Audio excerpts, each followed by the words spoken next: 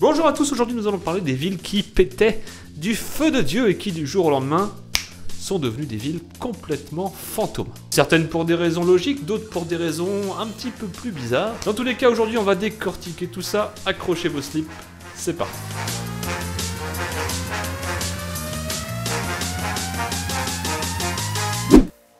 Alors Quilamba, en gros, ça se situe pas loin de Luanda, qui est une ville à l'est de l'Afrique. Et à Luanda, niveau immobilier, les affaires marchaient plutôt pas mal, à tel point qu'il était presque impossible de trouver une chambre d'hôtel pour passer la nuit, voire même encore d'acheter une maison ou de louer un appartement. Du coup, entre 2008 et 2012, le président angolais décida de construire tout un tas d'immeubles à 20 km de Luanda, afin d'accueillir tout un tas d'investisseurs ou de personnes qui souhaiteraient éventuellement habiter dans le coin. C'est d'ailleurs un architecte français, Pierre Falcon, et Pierre Falcon y détenait la compagnie en charge du projet. Le projet fut en partie financé par la ECBC Industrial and Commercial Bank of China. Sauf que bon, le projet, il se déroula pas vraiment comme prévu. Et ça en grande partie à cause du gouvernement angolais qui déconna à plein tube. Certains propriétaires durent attendre 1 an avant de recevoir leurs clés, d'autres une fois rentrés dans leur appartement découvrir qu'il avait été vendu à d'autres personnes. Enfin bref, c'était le bordel. L'opération était un fiasco total, à tel point que jusqu'en 2012, la ville était réputée comme étant une ville fantôme.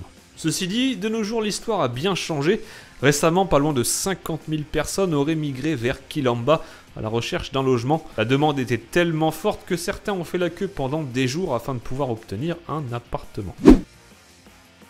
Allez, on change un petit peu de coin et on va à Panoma en Namibie. Panoma, c'est un peu le genre de ville où quand tu la vois pour la première fois, tu te demandes s'il y a vraiment eu des gens qui ont habité là, quoi. La ville était placée au centre d'une énorme exploitation de diamants qui débuta au début du XXe siècle. Mais la découverte de la ville se fit bien plus tôt, en 1860. Mais à cette époque, c'était pas grâce à ces diamants, c'était pour son guano. Ouais.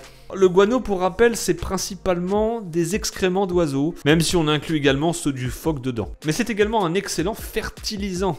Et ça, quand les Britanniques le comprirent, ils décidèrent d'annexer un bon nombre de petites îles au sud-ouest de l'Afrique. Cette nouvelle, elle attira pas mal de petits curieux et d'aventuriers, dont une société minière qui avait pour but d'extraire différents métaux comme le cuivre, l'argent ou encore le plomb. Malheureusement pour John Spence et son collègue Aaron, qui avaient monté la société, ça n'a pas vraiment marché. C'est bien plus tard, en 1908, que le premier diamant a été trouvé. Et autant vous dire que la nouvelle a pas mis beaucoup de temps à se répandre. D'ailleurs, c'est un truc que je comprends pas trop, ça. Tu trouves un gisement de diamants, le dernier truc que tu fais, c'est en parler à tout le monde, non? Entre 1912 et 1914, les résultats furent impressionnants. C'est environ 50 000 carats, soit 10 000 kilos de diamants, qui étaient extraits chaque mois. À partir de 1940, les diamants se faisant plus rares, l'exploitation commença à diminuer jusqu'à s'arrêter complètement. Aujourd'hui, il ne reste plus que quelques bâtiments en ruine et une tombe faisant face à l'océan.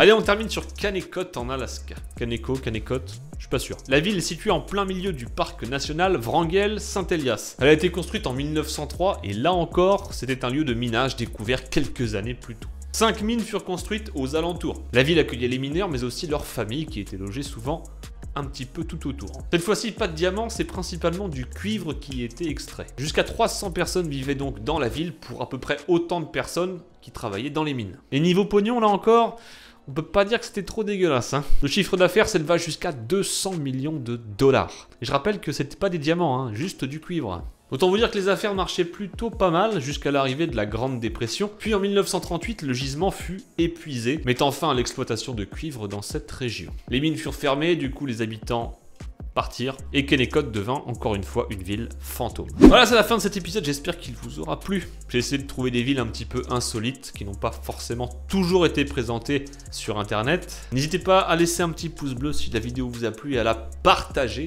autour de vous. Je rappelle également que si vous voulez me soutenir, j'ai fait une vidéo il y a quelques jours pour parler de mes 2 gros projets qui vont se réaliser dans les prochaines semaines. Alors si vous voulez m'aider, n'hésitez pas à aller la voir. Passez tous une bonne soirée, prenez soin de vous, vous êtes awesome.